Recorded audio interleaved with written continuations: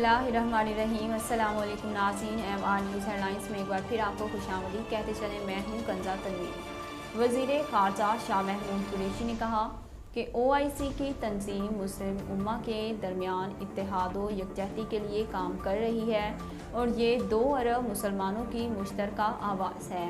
OIC वज़राए ख़ारजा इजलास की तकरीब से खिताब करते हुए वज़ीर ख़ारजा शाह महमूद कुरैशी ने कहा कि पाकिस्तान OIC के किरदार को मज़ीद मजबूत बनाने का ख़्वाह है।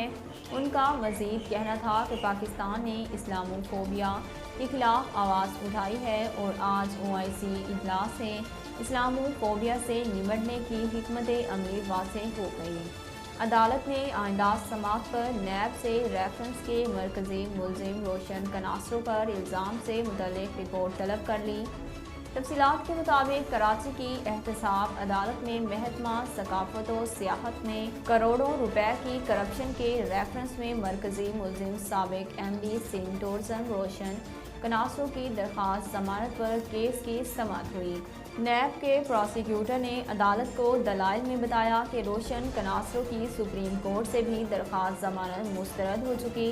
रेफरेंस के शरीक मुलजिम शहनशाह और रोशन कनासरों पर एक ही इल्ज़ाम है। प्रोसिक्यूटर ने कहा कि शहनशाह हुसैन पर 26 लाख रुपए का इल्ज़ाम है। उसने 26 लाख रुपए ज़र जमानत में रख के जमानत ली है। सऊदी वज़ीर ख़ारजा शहज़ादा फैसल बिन फरहान सऊद का कहना है कि अफ़गानिस्तान दहशतगर्दी के लिए अपनी सरज़मीन इस्तेमाल ना होने दे।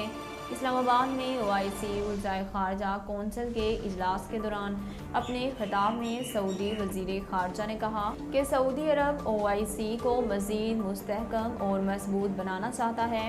सऊदी वज़ीर ख़ारजा ने कहा कि इस्लामोफोबिया के ख़िलाफ़ पाकिस्तान की काविशें काबिल सताइश हैं। इस सिलसिले में मज़ीद काविशों की ज़रूरत है।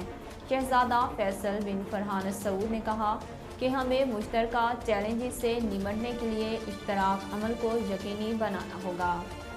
शहर कायद में तेज़ रफ्तार ट्रक ने मोटरसाइकिल को रौंद डाला, जिसके नतीजे में 2 बच्चियों समेत एक मर्द जाँ बहक हो गया। तफसीलात के मुताबिक ये अफसोसनाक वाक़या कराची में शहराए फैसल पर अवामी मरकज़ के करीब पेश आया, जहाँ तेज़ रफ्तार ट्रक ने मोटरसाइकिल सवार ख़ानदान को रौंद डाला।